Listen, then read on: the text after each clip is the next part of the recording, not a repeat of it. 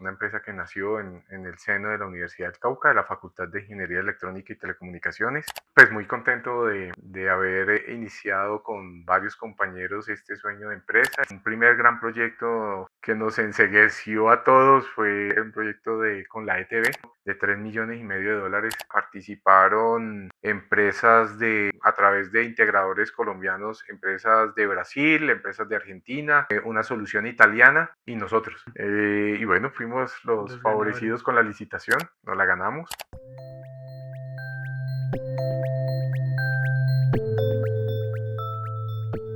Y en este podcast, pues lo que queremos hacer es traer a personas relevantes en la industria de la tecnología que nos cuenten un poquito de cuál es su historia, cuáles fueron los retos en su carrera y cómo lo superaron, qué consejos le pueden dar a personas que estén apenas comenzando y cómo ven ellos el futuro de Colombia pues en el sector. Y qué mejor persona que empezar este proyecto que vos, que sos el gerente de Incitel. Muchas gracias, Dani. Antes de empezar, pues sí me gustaría que le contaras a la gente que nos escucha un poquito más de ti, de quién eres, cómo empezaste, para que les podamos comenzar con las preguntas. Ok, bueno, como dijiste, soy ingeniero en electrónica de hace 28 años de la Universidad del Cauca. Estudié en Popayán, ciudad universitaria, una ciudad muy agradable para estudiar, que me dio muchas cosas, entre otras mi familia, esta empresa, una empresa que nació en el seno de la Universidad del Cauca, de la Facultad de Ingeniería Electrónica y Telecomunicaciones, a raíz pues, de un proyecto que desarrollamos o empezamos a desarrollar en la universidad. Tengo 3 hijos, estoy casado también hace bastante tiempo, pues muy contento de haber iniciado con varios compañeros este sueño de empresa y pues una historia bastante interesante.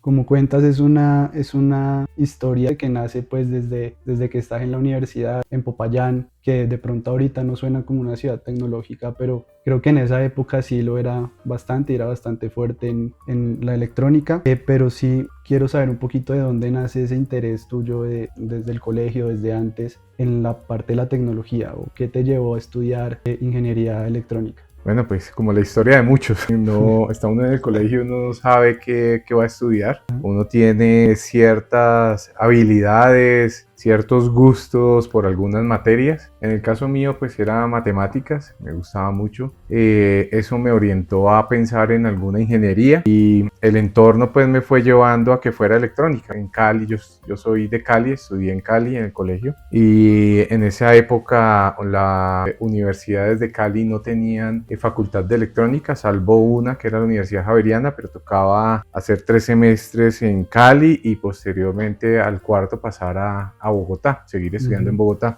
Por ciertas cosas de la vida yo no, entre otras también económicas, seguramente no podía pensar en irme a Bogotá y decidí pues mirar hacia Popayán, que tenía la Facultad de Ingeniería Electrónica, entre otras la más antigua del país, con un prestigio bastante alto y con una inclinación hacia telecomunicaciones que sin conocer en su momento en el colegio me llamó la atención. La verdad pues no me veía en el cacharreo de la electrónica como tal, solo sabía que me gustaba matemáticas y que me iba bien en física y por eso elegí la carrera. Fue una lista y esta. Esta no, pues tenía 2 opciones cuando ya decidí una ingeniería, o eléctrica en la del Valle o electrónica en Popayán. Ok, creo que eso nos pasa a muchos también, que no sabemos qué estudiar cuando salimos y nos vamos por en lo que somos buenos o en los que nos sentimos más cómodos. O por descarte en lo que no nos gusta. O por descarte lo que no nos gusta.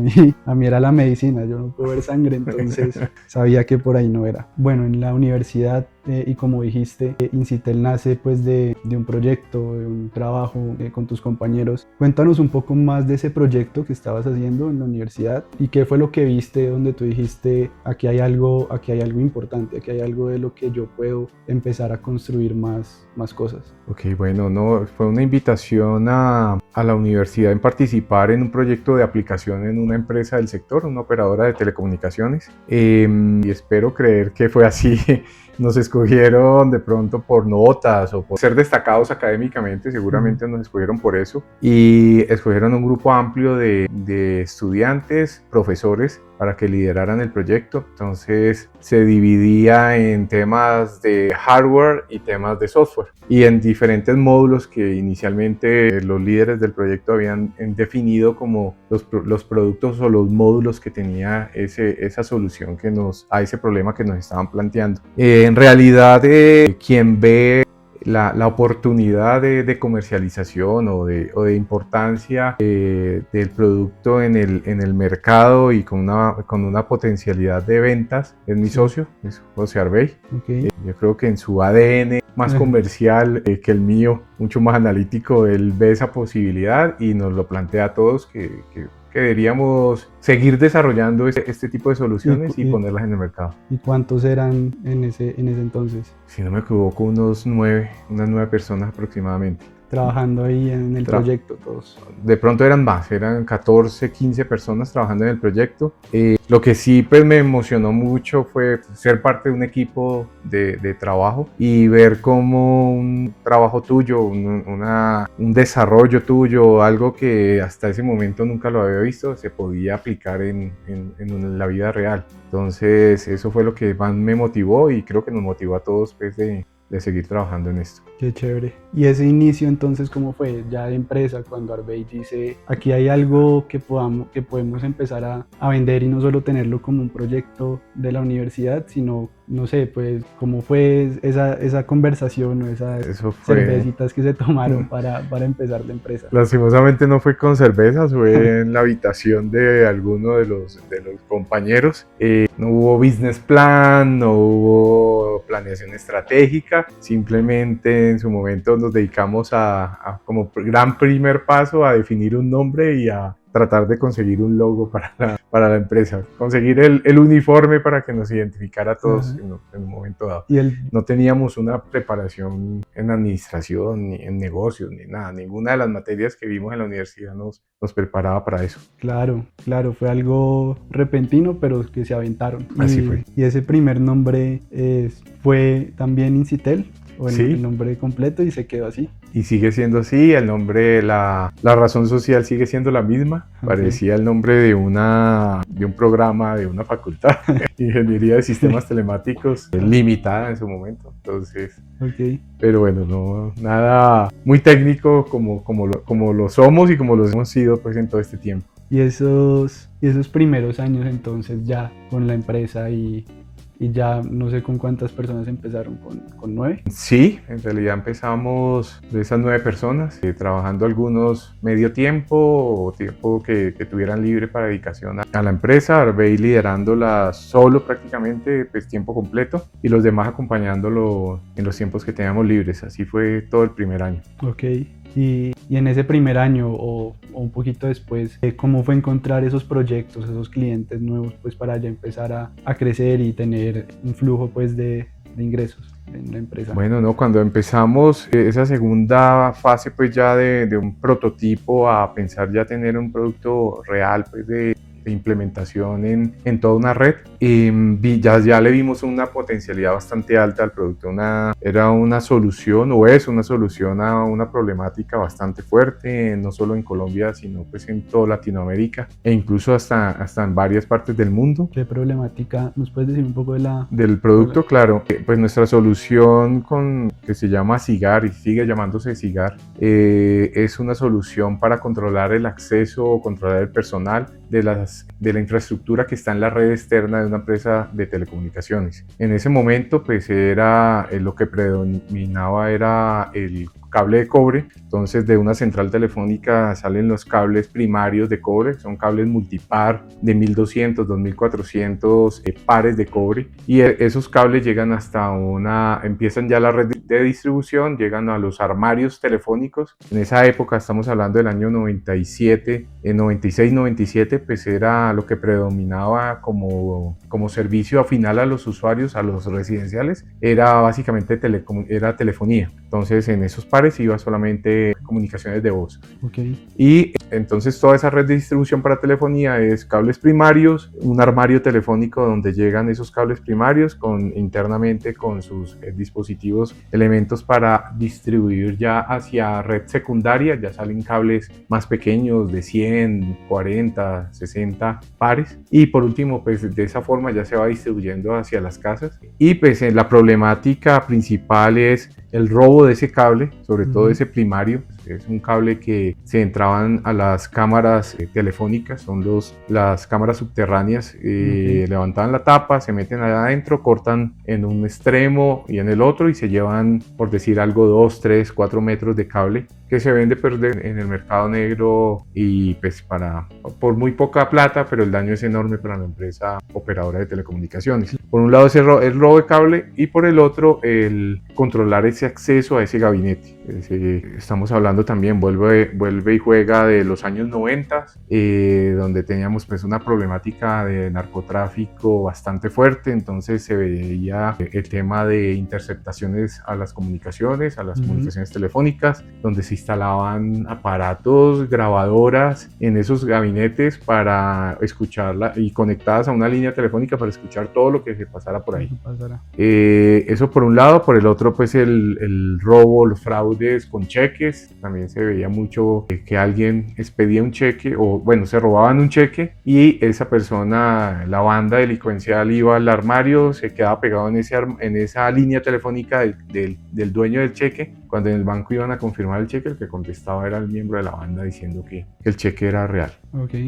Bueno, muchísimas cosas pues pasan en la venta ilegal de líneas. Esa era una problemática bastante fuerte. Entonces era una suma de todo, más el control de las personas que trabajan en la planta externa. Creo que sigue siendo así, es un 60-70% del personal de una empresa operadora de telecomunicaciones pertenece a la planta externa. Eso hace pues que sea difícil de controlar, y pues nuestra solución le da al administrador alguna indicación de que esa cuadrilla está en ese punto porque abrió a tal hora, cerró a tal otra. Te da indicadores de rendimiento porque el armario estuvo abierto durante ese tiempo, pues se supone que estuvieron trabajando. Eso, en esa época no había posibilidad pues de correlacionar con las herramientas que hoy en día tenemos, de correlacionar esa apertura de armarios con las órdenes de trabajo, apertura y cierre de la orden de trabajo, y poner esos indicadores pues un poco más administrativos, más generales, más aplicados, pero era una herramienta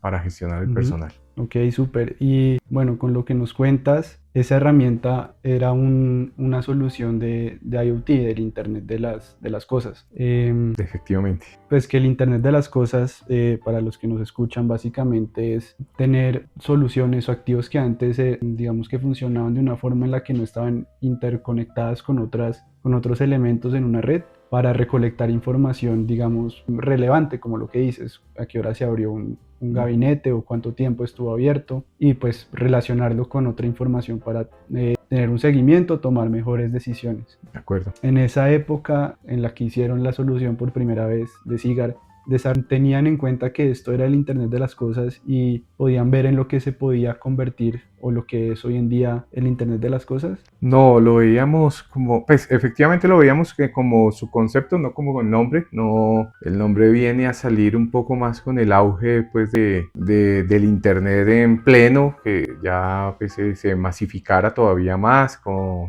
las comunicaciones móviles también más masificadas. Pues ya empieza ese concepto de Internet de las cosas. En su momento Bill Gates hablaba un poco de eso, pero pues para todos eran temas de la NASA, eran temas futuristas que en realidad pues no tenían ese nombre. Pero efectivamente el Sigar pues es una solución IoT, y lo veíamos como una recolección de información de sitios inatendidos, unos sensores puestos y distribuidos en una ciudad. Okay. ¿Y cuál ves que es el futuro entonces de Sigar y del Internet de las cosas también? Pues efectivamente es en lo que lo hemos estado convirtiendo en todos estos años, en una solución IoT, en no solo pues recolectar aperturas y cierres de sitios inatendidos, porque pues obviamente no solamente aplica para armarios telefónicos o gabinetes de telecomunicaciones, sino también para salones de equipos en general, sitios distribuidos en torres, en cerros, en diferentes partes del país, sino que lo vemos pues para también recolectar sensores de ambiente, estaciones hidrometeorológicas,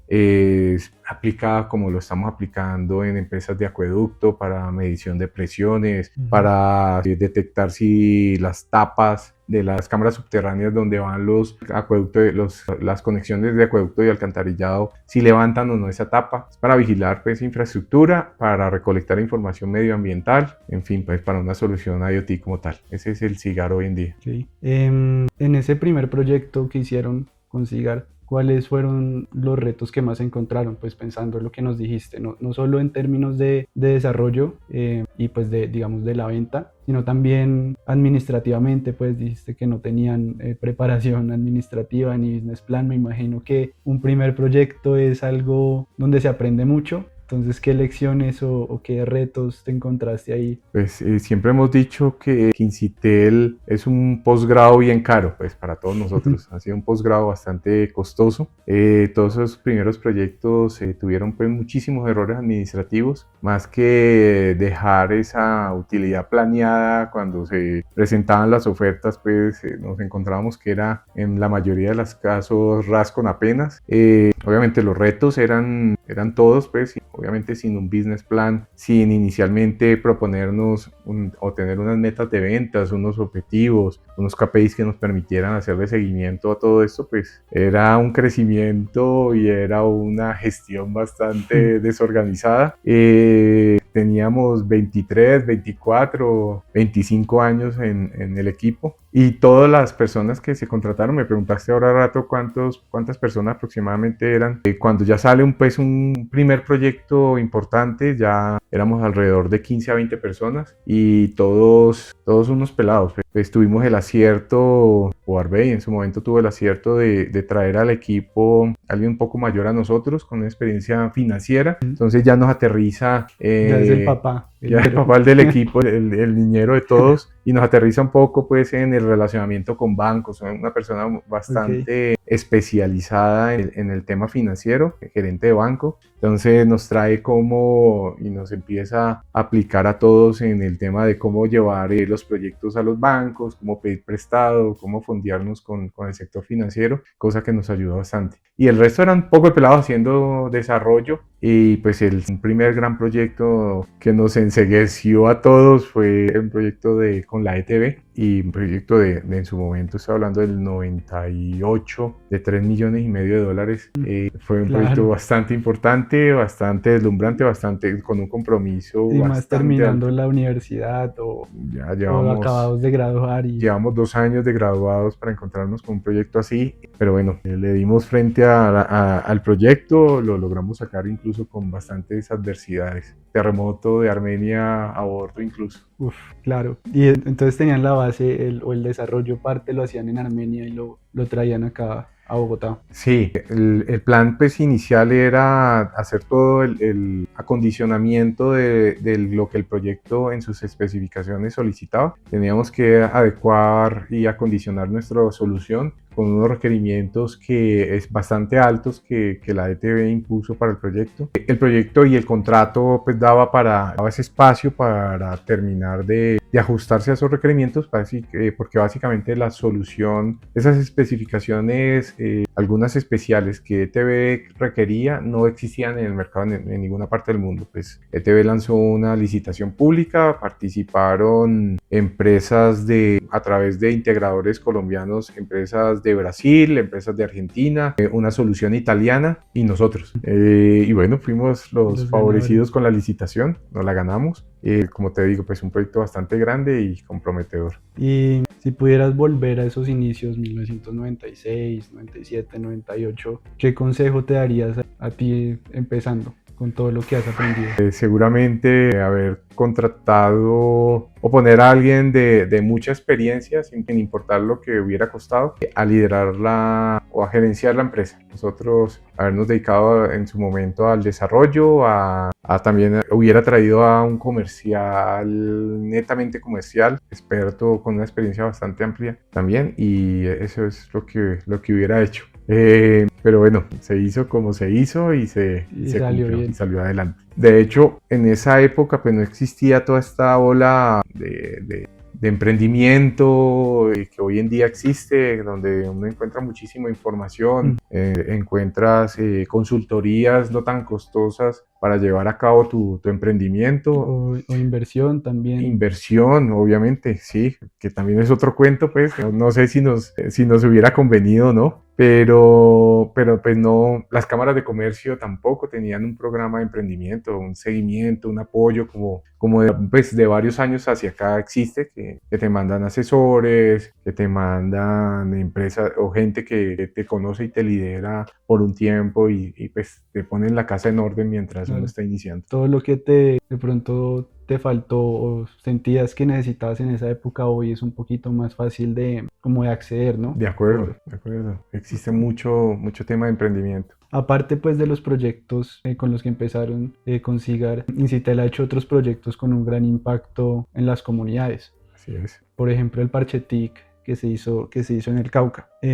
¿Cómo sientes o cómo es ese sentimiento como gerente y cofundador de Incitel haber realizado proyectos de ese tipo con la compañía? Pues un proyecto que llevó educación a niños en zonas remotas de Colombia, que les enseñó pues temas de tecnología que de pronto antes no podían acceder. ¿Cómo te sientes cuando tu empresa es la que está ayudando a esas mejoras? Claro, obviamente proyectos de infraestructura de Wi-Fi pues tienen un impacto en la comunidad interesante, pero no lo ves, no te toca tanto como cuando es obviamente con los niños, con los estudiantes. Eso lo vimos mucho cuando desarrollamos los puntos Vive Digital, en el plan pues, nacional de Vive Digital, que involucraba como parte de ese gran plan los puntos Vive Digital, era también en colegios e instituciones educativas. El impacto sobre la población estudiantil es muy chévere, pues uno ver cómo le sacan provecho a un proyecto donde uno ha trabajado es súper interesante, súper motivante. En el caso de Parche TIC, pues es tener participar en un proyecto donde un gobierno se ha establecido unas metas, mejorar unos niveles de educación y trabajar en eso, montando una infraestructura, no solamente montándola, porque el caso de Parche TIC era también llevar el proceso durante 2 años, acompañando a cada uno de los colegios donde se instaló y al acompañamiento de las unidades móviles que recorrían el departamento durante todo ese tiempo. Ahí sí puedes ver el impacto, la cantidad de estudiantes, ir viendo cómo se va cumpliendo esas metas que te has establecido, de impactar a X cantidad de estudiantes y de buena forma, pues de que hayan seguido un plan estricto con una interventoría que aseguraba que eso se diera, es bien interesante. Para nosotros fue bastante motivante trabajar en un departamento que nos dio la educación, cuya ciudad capital teníamos en la universidad, pues que nos dio la educación, también fue bastante interesante. Súper. ¿Y qué sigue para Incitel entonces, después de toda esa historia que nos contaste? ¿Qué hay en el futuro para Incitel? Bueno, pues obviamente ya no somos un emprendimiento, obviamente, pero sí tenemos todavía unas metas y como un espíritu emprendedor bastante fuerte, no solo sus socios, sino también pues toda la empresa, pues porque en última somos una empresa bastante técnica. Seguimos siéndolo, nos gusta esos retos tecnológicos, nos gusta pensar que podemos hacer cualquier cosa, pero pues sí estamos ya poniéndonos unos focos en 2 líneas que son ciberseguridad y IoT, y pues nuestra meta es empezar un seguimiento estricto, un trabajo continuo y fuerte de crecimiento en esas 2 líneas. Y pues, el sueño es lograr unos números interesantes, un tamaño de empresa bastante interesante también, que nos permita seguir aportando al país, que tengamos impactos en las familias que trabajan con la empresa, que esas familias crezcan, poderlas verlas crecer. Pues tenemos muchos casos, muchísimos casos dentro de la compañía, que todos hemos ido creciendo desde unos niños, unos muchachos, hasta lo que somos hoy, pues ya adultos. Unos adultos chiquitos.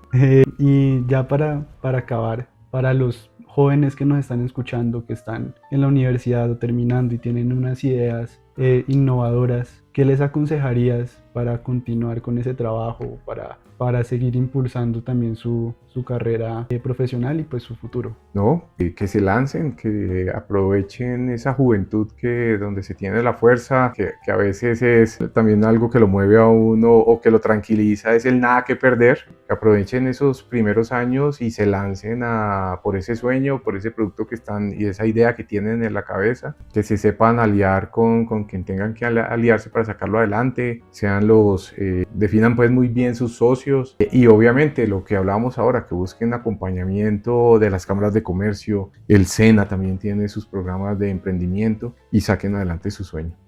Bueno, gracias papá Julián.